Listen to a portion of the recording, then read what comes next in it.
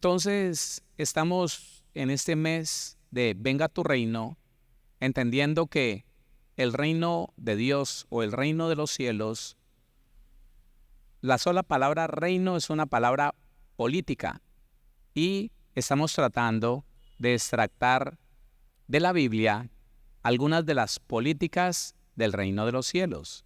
Amén. Allí se nos dice cómo debe ser el trato de nosotros. Las políticas del reino de los cielos son políticas de convivencia, políticas económicas, así como cualquier país, cualquier gobierno. Entonces, esta semana, al menos hoy, vamos a empezar a mirar las políticas de conducta. No, hay muchas. Podríamos pasarnos no sé cuánto tiempo solamente estudiando las políticas de conducta del reino de los cielos. ¿Qué significa esto?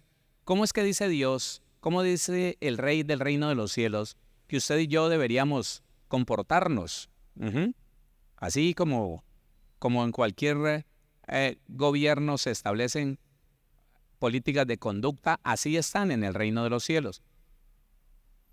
Tengo como tres grandes pasajes que puedo estudiar. Escogí uno de esos tres, no diciéndole que los otros dos no los vamos a leer o a estudiar, pero para hoy escogí el texto de Tito, capítulo número 2, desde el versículo número 1, en eso de las políticas de conducta del reino de los cielos. Porque si le estamos diciendo al Señor, venga tu reino, tenemos que saber qué es lo que estamos llamando, qué es lo que estamos pidiendo. La situación está en que muchas personas aclaman un hombre y no saben lo que les espera con ese hombre. Aclaman una ley o apoyan una ley y no saben lo que les espera esa ley.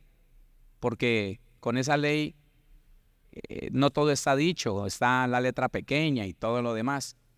Pero, sí, los micos, eso. Pero la Biblia no es así. La Biblia es muy claro, el Señor es muy claro.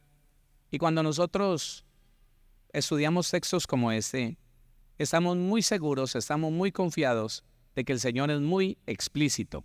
Dice entonces la palabra, capítulo 2 de la carta del apóstol Pablo a Tito, desde el versículo número 1. Póngale cuidado en lo que empezamos a entender. Pero tú habla lo que está de acuerdo con la sana doctrina.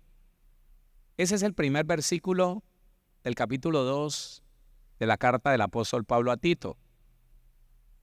Ahora, dígame para usted qué es la sana doctrina. Entonces me dijo un hermano de muchos años, Padre, Hijo y Espíritu Santo. Y yo le dije, ¿en serio? ¿Esa es la sana doctrina? Me dijo, sí. Entonces yo le dije, entonces, ¿la religión tradicional es sana doctrina? Ah, no, espérese. La sana doctrina no es quien predique del Padre, del Hijo y del Espíritu Santo. No, si fuera así, dicen creer en Padre, Hijo, Espíritu Santo, pero son marianos, pero son, bueno, de otras vertientes, donde está el error, donde se filtra el engaño y la mentira. La sana doctrina no es Padre, Hijo y Espíritu Santo. La sana doctrina es la política de convivencia que Dios nos muestra a través de su palabra. La política de conducta que Dios nos muestra a través de su palabra. La sana doctrina no es otra cosa sino lo establecido por Dios para que yo me comporte en esta tierra. Esa es la sana doctrina. ¿Cómo debo de vivir yo con relación a los demás, con relación a Dios, con relación a mí mismo? No se olviden, por favor, que ustedes pueden acceder gratuitamente al estudio de ¿Contra quién peco? Así se llama. Y son como 3 audios nomás. ¿Contra quién peco? Y me puedo dar cuenta que puedo pecar contra mí mismo, puedo pecar contra otros, puedo pecar contra la obra del Señor y puedo pecar directamente contra Dios. Así que cuando nosotros buscamos entender las políticas de conducta del reino de los cielos, lo que estamos haciendo es adquirir el conocimiento para no pecar ni contra mí mismo, ni contra otros, ni contra la obra de Dios, y mucho menos contra Dios. El problema del cristiano es que avanzó durante muchos años dándole la vuelta a los mismos principios básicos de la palabra, nunca se interesó por escudriñar, por profundizar, y nunca se dio cuenta que lo que estaba haciendo era desagradable a Dios. ¿Por qué? Porque nunca estudió. Si usted supiera lo que está causando el hecho de que muchísimos ministros del Señor, estamos hablando del reino y del problema que hay sobre la iglesia por haber aceptado normalizar la práctica de las obras de la carne. Hay un conflicto hoy en día porque ya por redes sociales y a nivel interno hay personas que dicen que no, que la iglesia no se puede volver tan extremista, que cómo así que las cosas como el pleito, la enemistad, el mal genio, cómo así que se va a condenar a alguien por eso. Y están en ese conflicto, pues cómo vamos a desmentir la Biblia si la Biblia dice que el que practica tales cosas no heredará el reino de los cielos. Eso dice Gálatas capítulo 5, versículo 21. Y entonces ahora hay unos cristianos diciendo que no, que mi pastor dice que eso no es pecado. Pues no le crea a nadie, créale a la Biblia. Claro, porque si hubieran muchos abogados, podríamos pensar que alguno de nosotros como pastores iría a hacer una función de abogados y a decirle al Señor, no, déjelo entrar. No.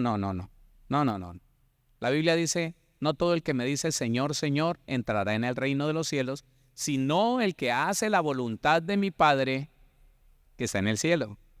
Eso es.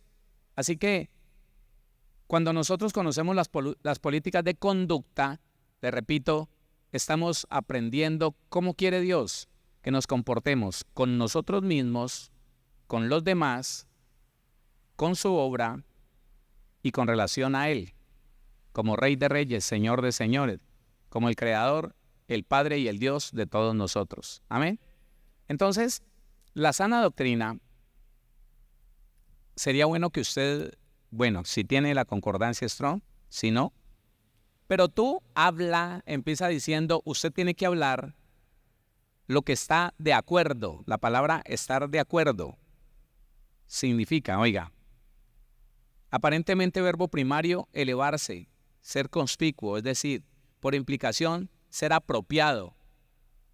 Estar de acuerdo es ser apropiado. ¿Con qué? Con una creencia, con una persona, con una ley. Ser apropiado o propio, en tercera persona singular presente indicativo, a menudo usado impersonalmente.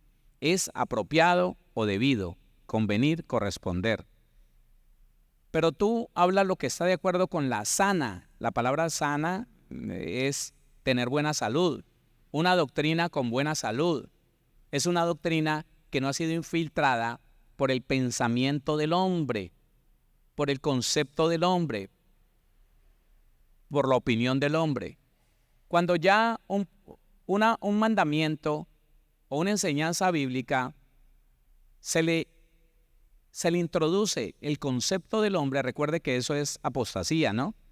Tomar partido, elegir, decir, no, es que yo no creo que esto quiera decir tal cosa. No, es que yo creo que yo lo interpreto de esta manera. Bueno, vívalo así. Esa es la apostasía. No, perdón, la herejía. La herejía es esa. Y lo que hace que estamos estudiando, hemos tenido que reconocer que la iglesia toda caminó durante mucho tiempo en herejía. Porque el uno decía otra cosa, el otro decía otra. Yo no sé si alguna vez le pasó a usted, pero nosotros teníamos un día en la semana donde nuestro pastor, un excelente maestro, él, como la iglesia era pequeña, entonces él nos recorría a cada uno. ¿Cómo entiende usted ese texto? Y entonces uno decía cómo entendía un texto, sin diccionario bíblico, sin concordancia, nada, hermano. con un español de España, que muy pocos de nosotros lo entendíamos. Entonces uno decía una cosa, el otro decía otra, y él al final decía, bueno, está muy bien todo eso. No, pero no estaba bien. Pero él decía, pero pónganlo por obra. Ah, bueno, era una buena reflexión, mas no una buena interpretación. Porque habían tantos conceptos tan diferentes, habían tantas opiniones tan diferentes, y la Biblia no tiene conceptos ni opiniones diferentes. La Biblia tiene un solo concepto y un solo propósito, el que Dios le dio. Amén. Eso es. Sana es tener buena salud, es decir, estar bien. Figurativamente ser incorrupto, una palabra sin corrupción. Ahora, dice bueno en salud, sano. Pero tú habla lo que está de acuerdo con la sana doctrina, la palabra doctrina. La palabra doctrina es una instrucción, la palabra doctrina es la función de informar a alguien con una verdad, ¿no? Es una enseñanza, es enseñar.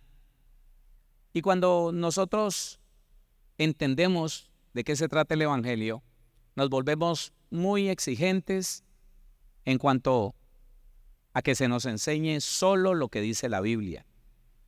Y que si hay una palabra que no podemos entender del todo bien, que se nos muestre qué significa en el lenguaje, óigame, en el idioma de donde fue tomado para trasladarlo al español. Porque si yo no entiendo la intención del escritor de ese texto, yo me voy a perder.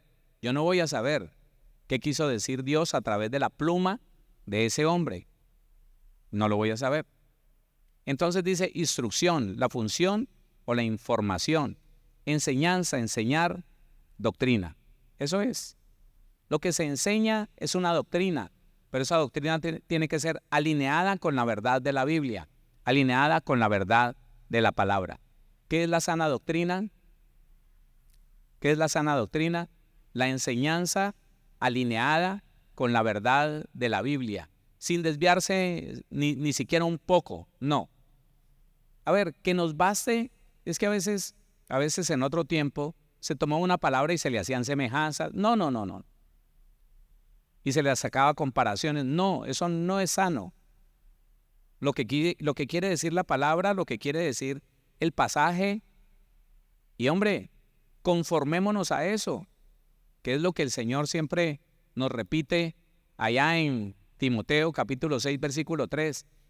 El que enseña otra cosa, si alguno enseña otra cosa y no se conforma a lo que dice la Biblia, a las sanas palabras de nuestro Señor Jesucristo y a la doctrina que es conforme a la piedad, está envanecido, nada sabe, delira, casi le dice que está loco.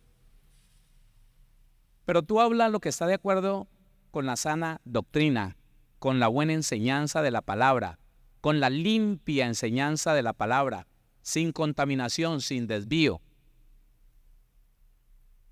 Entonces empieza a hablar de la conducta de todos nosotros. La conducta, versículo número 2. Que los ancianos, y aunque la palabra anciano significa hombre viejo o anciano, viejo, anciano, también nosotros sabemos que se le llama anciano, o que los apóstoles, o que los discípulos del Señor en Hechos de los Apóstoles y en las cartas paulinas le llaman anciano. El mismo Pedro le llama anciano a una persona de un buen recorrido dentro del Evangelio. Cuando la persona ha adquirido conocimiento, cuando la persona ha adquirido madurez en el trasegar del Evangelio, por más que no haya llegado ni siquiera a los 50 años, se le llama anciano. Por eso, por la experiencia, por el recorrido, porque ha dado unos frutos de una persona entrenada en la sana doctrina. Que los ancianos sean sobrios. La palabra sobrio, y aquí nos vamos a encontrar con muchas cosas alineadas con lo que hemos aprendido. La palabra sobrio dice circunspecto, prudente, sobrio, contrario a ebrio. Cuando nosotros queremos como ampliar el concepto de una palabra bíblica, buscamos el antónimo. El antónimo de sobrio es ebrio.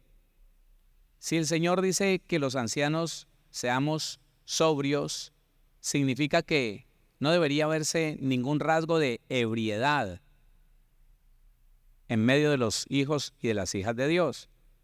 Y es aquí donde la persona se puede equivocar, porque dice inmediatamente, listo, yo no tomo licor y ya con eso es suficiente. No, no es suficiente, porque es que se está hablando de la manifestación de la sobriedad, no, óigame, no de la abstinencia del licor. No, se está hablando de la manifestación de la sobriedad, prudente, sensato, reflexivo. Eso es.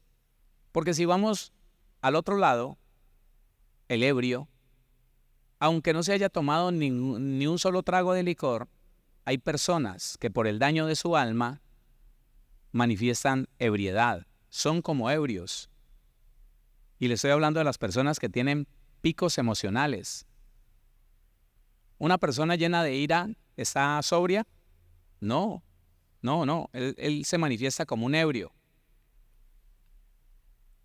Algo bien particular del ebrio es que el licor lo está manejando. Por allá en Efesios dice, no os embriaguéis con vino, en lo cual hay disolución. Más bien sed llenos del Espíritu Santo. ¿Por qué? Porque el ebrio está gobernado, está manejado, está direccionado por el licor, mientras que el que está lleno del Espíritu Santo está gobernado, direccionado por el Espíritu de Dios. Entonces le estoy diciendo que lo contrario a sobrio es ebrio, y que las emociones en nosotros muchas veces nos dejan ver o nos ponen a manifestar como ebriedad. Una persona salida de casillas, una persona llevada de una crisis nerviosa, una persona con un pico emocional cualquiera que éste sea.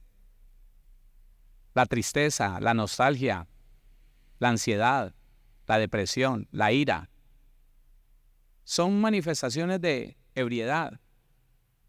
El sobrio es aquel que está guardado y gobernado por la paz que sobrepasa todo entendimiento, que no se afecta, no se deja afectar ni por un insulto, ni por una mala palabra, ni por una acusación. Él siempre está en un estado de sobriedad, prudente, sensato, reflexivo, analizando todas las cosas, buscando la solución y la mejor salida a través de la paz, a través del juicio. Nos sentamos a juicio, aclaramos las cosas y todo lo demás. Entonces, no solamente el cristiano se tiene que cuidar de lo que produce el licor, se tiene que cuidar de lo que produce un alma herida, un alma lastimada, un alma ofendida, un alma con percepción de injusticia, un alma con reclamos. De eso se tiene que cuidar, porque si no lo hace, terminará con una conducta, sí, de un ebrio. Eso es. Dice que los ancianos sean sobrios. Ahora, serios. La palabra seriedad viene de una palabra griega que suena más o menos semnos. Semnos. S-E-M-N-O. Con un acento allí en esa O. Semnos. Y este serio 4586 viene del 4576. Significa venerable. ¿Qué significa la palabra venerable? Venerar, sumo respeto. Una persona seria es una persona que merece sumo respeto, porque no ofende a nadie, no le queda mal a nadie, no promete y no cumple, no anda por allí chismorreando. Es una persona de respeto. Serio es venerable, es decir, honorable. Honor, tiene honor. Esas son políticas de conducta para usted y para mí. Políticas de conducta para la iglesia. Lo que nosotros no podemos hacer, iglesia, es seguir en la misma zanja. Permítame decirlo de esta manera. La iglesia se metió en una zanja donde no ha podido salir. En esa zanja húmeda patina y patina y al final se consuela y se conforma y dice, bueno, ahí vamos, ahí vamos. Y el uno se justifica en el otro. Hermano, pero usted ¿por qué estaba manoteando? Yo lo vi. Ah, no, pastor, es que la otra persona, y yo me voy a dejar. El otro empezó también a hablarme duro. Y yo no puedo dejar que, no, porque entonces me vuelvo un bobo, pastor. No, yo no creo que el Señor me haya llamado para ser un tonto. Entonces, es como estar patinando en el mismo lugar. No, la iglesia no ha podido avanzar. Y sabe una cosa, hermano, que lo que el Señor le dijo a Satanás, el permiso que Dios le dio a la serpiente, hasta el día de hoy se está cumpliendo. No debería ser en esa magnitud tan tremenda. ¿Qué le dijo el Señor a la serpiente? ¿Qué le dijo? Génesis capítulo 3, para que usted se dé cuenta. Génesis 3:15 dice la palabra del Señor. Y pondré enemistad entre ti y la mujer, y entre tu simiente y la simiente suya. La mujer, tipología de la iglesia, y la simiente de la mujer, todos los cristianos que vamos cada día creyendo en el Señor. La simiente de la serpiente, Satanás y sus demonios. Y pondré enemistad entre ti y la mujer, y entre tu simiente y la simiente suya. Esta te herirá en la cabeza. La iglesia le mantiene la cabeza acabada al diablo. Y tú le herirás en el calcañar. El calcañar, óigame, el calcañar es la parte del talón aquí atrás, donde el diablo puede morder para tratar de detener el caminar de la iglesia. Pero ¿sabe una cosa? Ni siquiera fue que hizo lento el caminar de la iglesia en las últimas décadas. No, sino que la iglesia le permitió al diablo que la detuviera. Detenida. Porque cuando nosotros vemos cuántas décadas hace que el pecado, o sea, lo que nosotros llamamos mandamientos nosotros no, el Señor Jesús llama mandamientos muy pequeños que nosotros no le poníamos ni atención. ¿Cuánto hace que esos mandamientos muy pequeños se empezaron a desobedecer dentro de las congregaciones? ¿Cuándo nos pareció fácil airarnos, volvernos enemigos los unos de los otros, hablar mal los unos de los otros, contiendas, pleitos entre los hermanos, dejar de hablarnos? Y nadie, hermano, se levantó a decir, oye, ¿eso es pecado? No, nadie. No, está bien. ¿Y qué le dijo el hermano de la otra congregación? No, que el pastor era un mentiroso. Yo le dije, hijo del diablo, eso, muy bien, muy bien, muy bien. Y no les volvamos a hablar.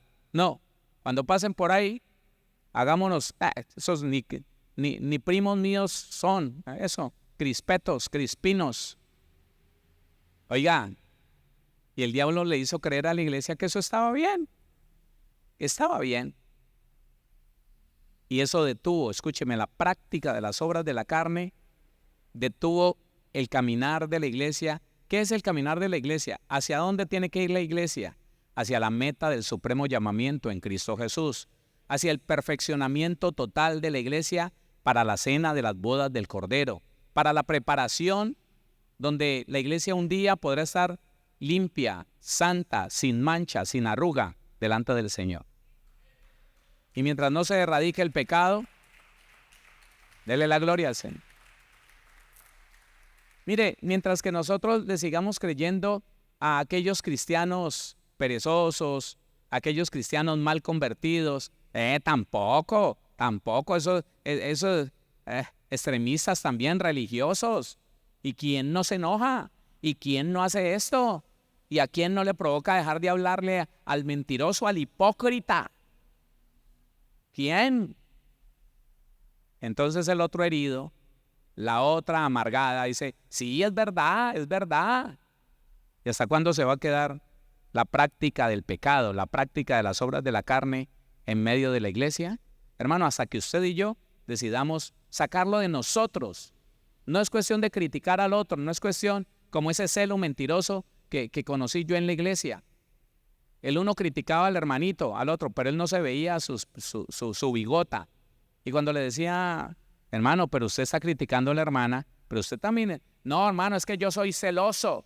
Ah, celoso para mirarle los defectos a otro.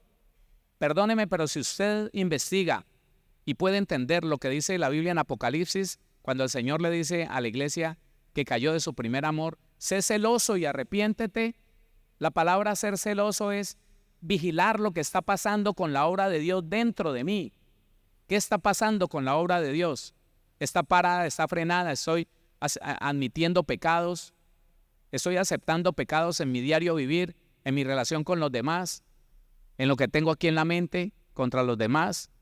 No, eso, hermano, es el mayor logro del diablo. Haber convencido a la iglesia de que primero, eso no es pecado, y segundo, amañese así.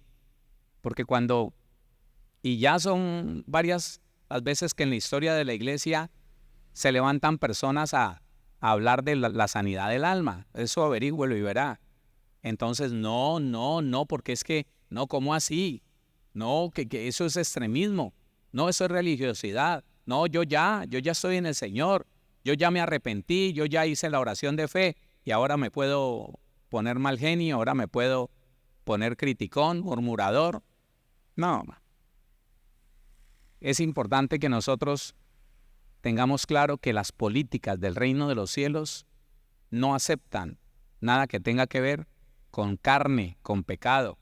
Está diciendo, pero tú habla lo que está de acuerdo con la sana doctrina. Que los ancianos sean sobrios, serios, prudentes. La palabra prudente, 49:98. Es una persona segura. Escúcheme. Si usted se ha descubierto inseguro, tímido, temeroso, si usted es varón o usted es mujer, se halla en un pasado donde nunca terminó lo que empezó porque le dio temor, le dio miedo. Si usted es varón, terminó dejándole a su esposa toda la responsabilidad de administrar la casa, de criar los hijos, porque usted se siente inseguro, le da temor equivocarse. Tiene un problema. No está siguiendo las políticas del reino de los cielos. La política de conducta es, óigame, prudente. La palabra prudente es seguro, sano de la mente. No una persona que piensa mal de los demás. No una persona que está pensando en perversión, en inmoralidad, en odio, en venganza contra alguien. No. Dice, sano de mente, es decir, que se domina a sí mismo, dominio propio. Moderado en cuanto a opinión o pasión. Oiga eso. Moderado en cuanto a opinión. No es esa persona que va opinando de cualquier manera. Es que yo creo. No, eso lo deberían. No, es que, espérate, ¿qué pasó? Ni siquiera lo conoces.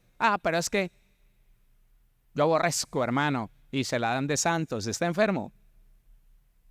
No está cumpliendo con la política de conducta del reino de los cielos. Vuelva a leer. Seguro, sano de mente, es decir, que se domina a sí mismo, moderado en cuanto a opinión o pasión. Esas personas apasionadas que a unos los quieren poner por arriba, pero se enojaron con ellos y ¡pum!, lo tiran al mismo infierno.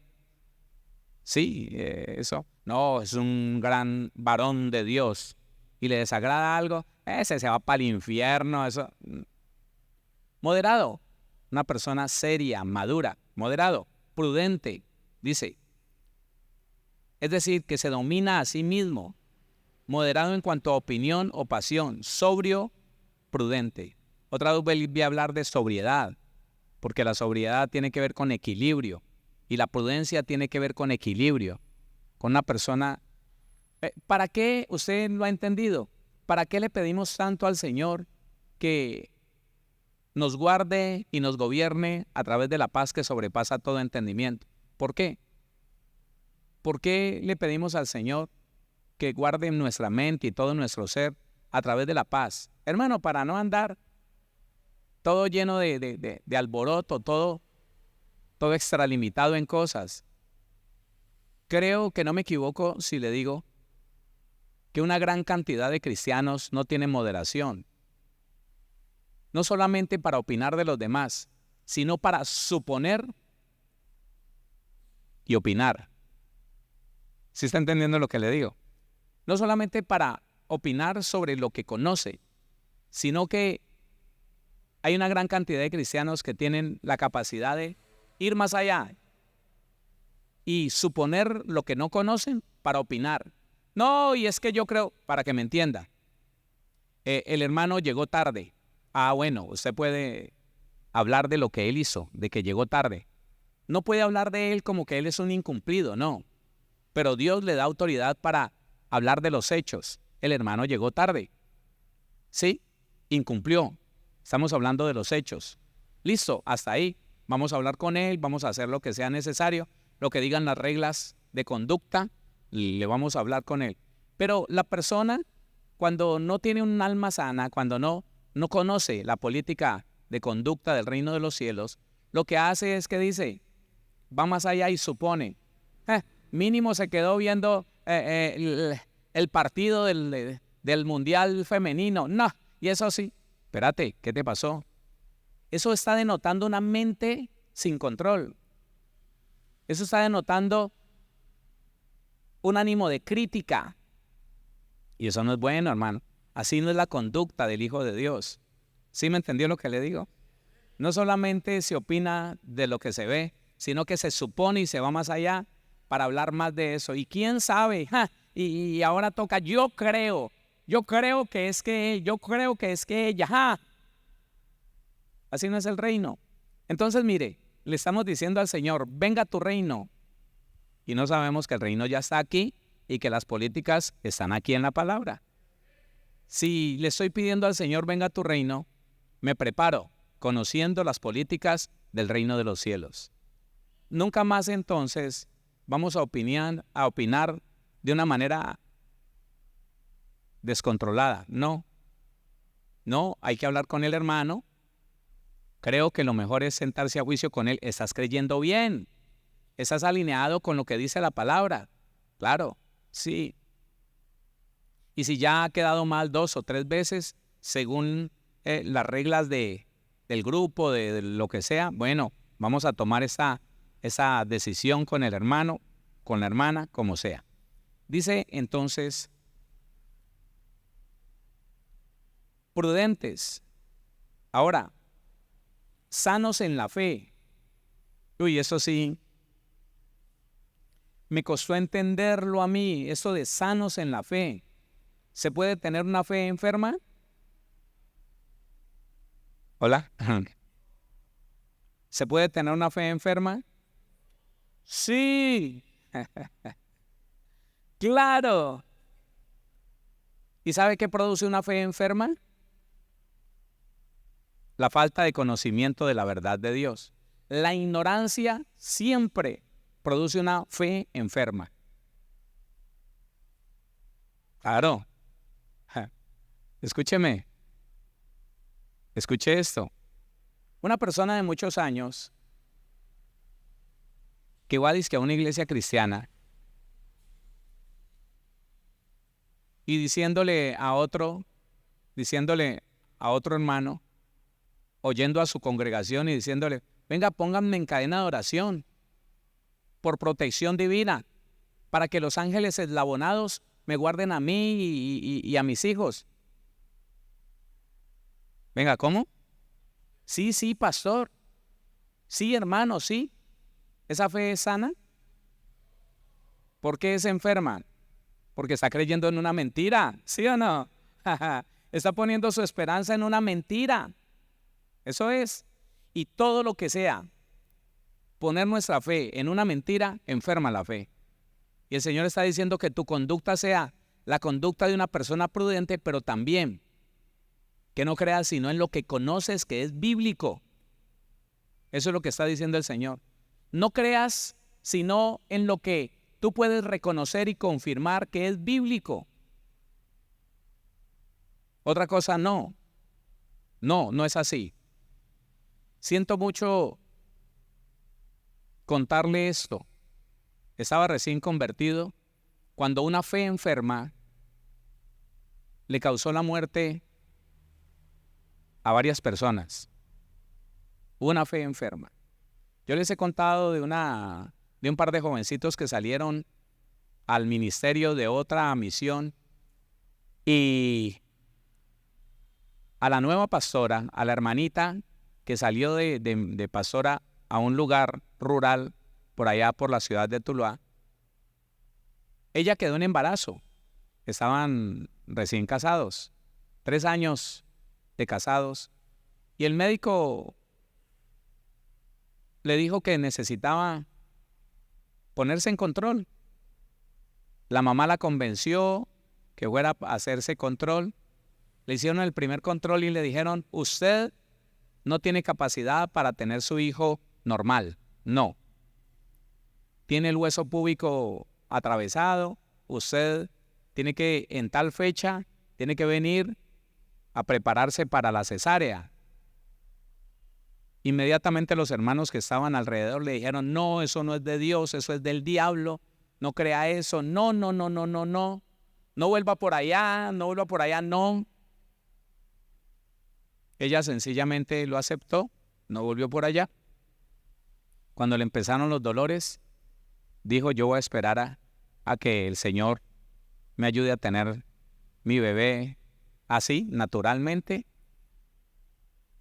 Todo lo que tenía que pasar pasó. Reventó fuente y se le quitaron los dolores.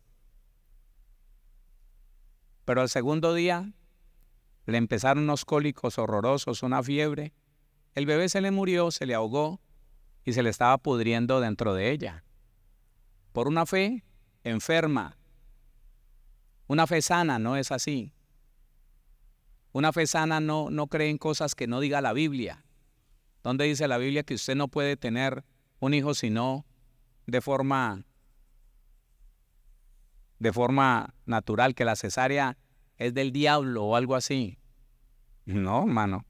Si el Señor le dio conocimiento a los médicos para que salven vidas. Entonces, una fe sana, le voy a decir, ¿qué dice la palabra sano otra vez? Sano.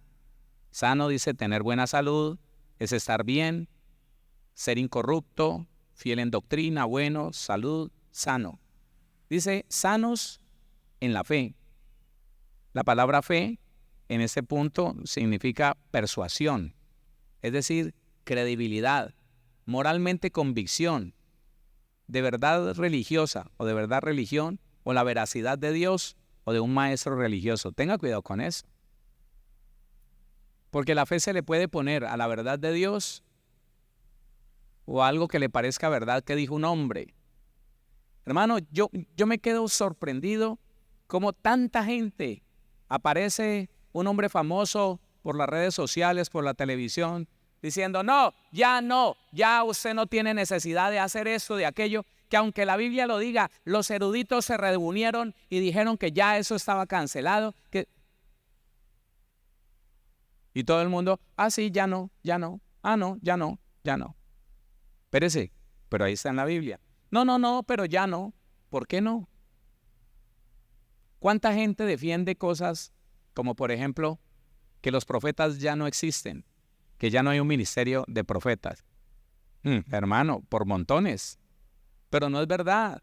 Aunque hayamos tenido malas experiencias con los ministerios proféticos, porque de pronto a ellos no se les ha sido revelado la nueva función que tienen hoy en el Nuevo Testamento, hermanos, los profetas están. Que los apóstoles, que mentira, que el último apóstol fue Pablo. Pues, ¿dónde dice eso? Hermano, en Efesios capítulo 4, versículo 11 dice que Dios mismo constituyó firma y sello. Y en ninguna parte de la Biblia dice hasta tal día. No, ¿sabe qué dice en Efesios 4, 12? Para el perfeccionamiento de los santos, para la obra, para la edificación del cuerpo de Cristo. ¿Y sabe qué dice el 13? Hasta que todos lleguemos a la medida. La iglesia ya llegó a la medida de ese varón perfecto Jesucristo. ¿Sí ya llegó? No. Entonces necesitamos los 5 ministerios. Pero la mala información, escúcheme, la mala información, la fe torcida, hace que mucha gente diga, es que esto ya no. Pero también dicen, ahora hay un mandamiento nuevo. Y el que no entiende lo que estamos hablando, que es solamente a la Biblia que le vamos a creer, lo creen. Creen una cosa o creen la otra. Creen al mandamiento nuevo o creen a la derogación de un mandamiento que está escrito en la palabra.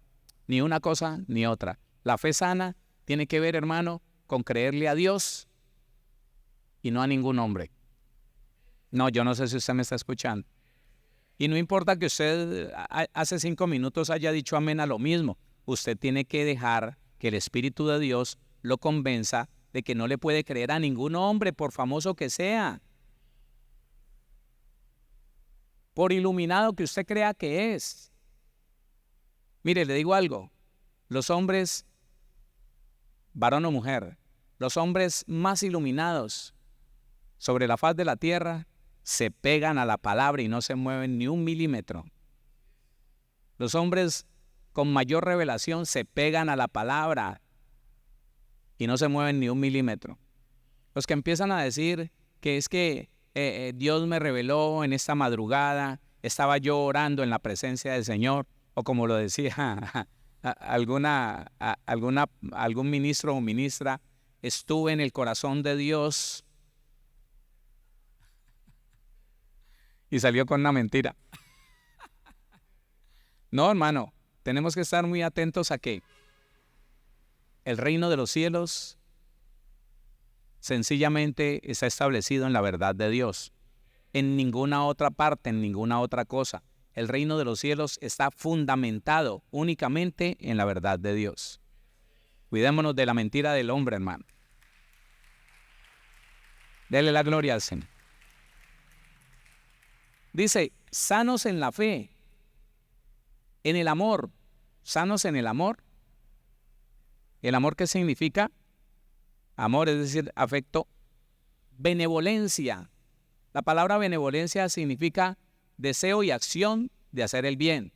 Ese es el amor, no hay otra clase de amor.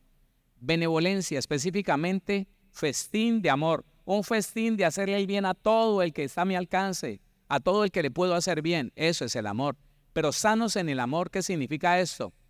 Que no vamos a usar las amistades, la confiabilidad que Dios derrama sobre usted y sobre mí, no la vamos a usar para aprovecharnos de los demás.